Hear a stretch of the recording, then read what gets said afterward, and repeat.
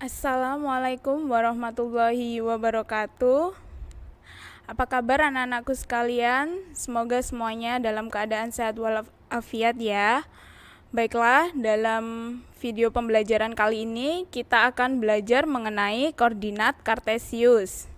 Perkenalkan, nama Ibu Atika Ratnasari dari SMP Muhammadiyah 5 Surabaya.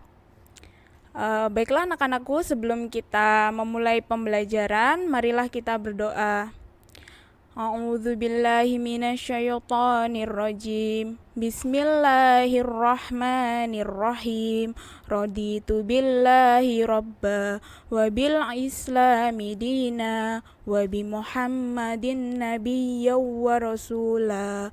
Rabbi zidni ilma warzuqni fahma.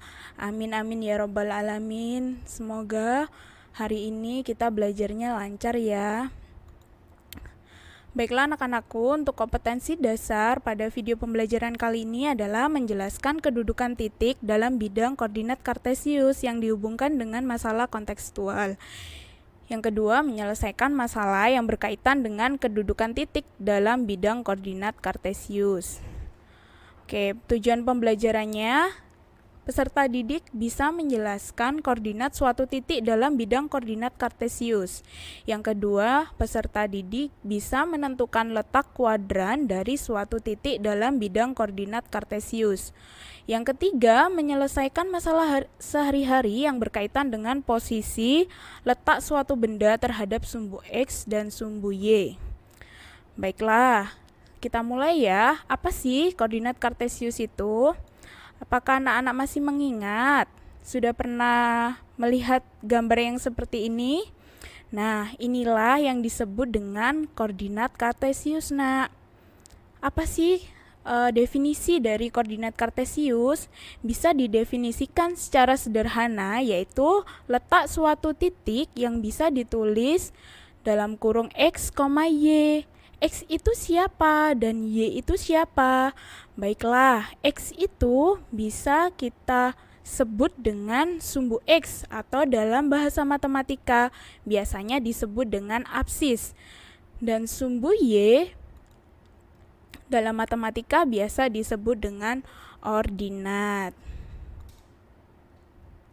Nah, setelah kita mengenal gambar koordinat Kartesius, dalam koordinat Kartesius itu mempunyai bagian-bagian atau suatu wilayah yang biasanya kita sebut dengan kuadran. Nah, di dalam koordinat Kartesius terbagi atas 4 kuadran. Yang pertama adalah kuadran 1. Kemudian di sebelahnya kuadran 2. Di bawahnya ada kuadran 3. Kemudian sebelahnya lagi ada kuadran 4. Bagaimana sih menentukan ini kuadran 1, kuadran 2, kuadran 3, dan kuadran 4? Baiklah anak-anakku sekalian, untuk kuadran, perputaran kuadran ini berbalik dengan arah jarum jam. Cara mengingatnya ya. Jadi kalau jarum jam biasa berputar ke kanan, tapi kalau letak kuadran ini berlawanan arah dengan jarum jam. Begitu ya, nak? Baiklah, kemudian kita menentukan letak suatu titik terhadap sumbu X dan sumbu Y. Nah, kita bisa menulis letak titik koordinat dengan X, Y. Seperti contohnya, ada suatu titik. Nah, di sumbu X titiknya 3, kemudian di sumbu Y titiknya 5. Nah, maka bisa kita sebut titik 3,5 dan titik 3,5 ini terletak di kuadran 1. Begitu. Nah, 3 ini kita sebut dengan koordinat X dan 5 ini kita sebut dengan koordinat Y. Baiklah, contoh yang kedua, titik negatif 5, negatif 3. Nah, titik negatif 5, negatif 3 ini terletak di kuadran 3. Titik negatif 5 terletak di koordinat X dengan nilai negatif, dan titik negatif 3 terletak di koordinat Y dengan nilai negatif. Baiklah, mari kita menebak letak koordinat titik A, B, C, dan D. Nah, untuk titik A, titik A terletak di koordinat 2,2 dan titik A terletak di kuadran 1.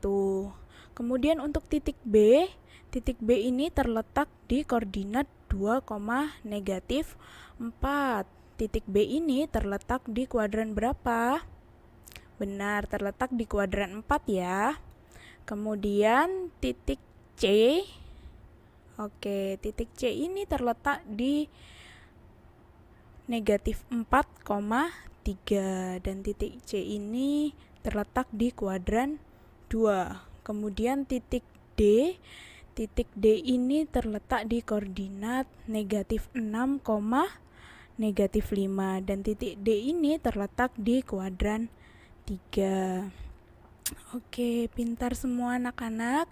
Baiklah, untuk pembelajaran hari ini cukup sekian dulu ya anak-anak. Semoga videonya bermanfaat untuk kalian dan semoga bisa diterima dengan baik. Sekian, wassalamualaikum warahmatullahi wabarakatuh.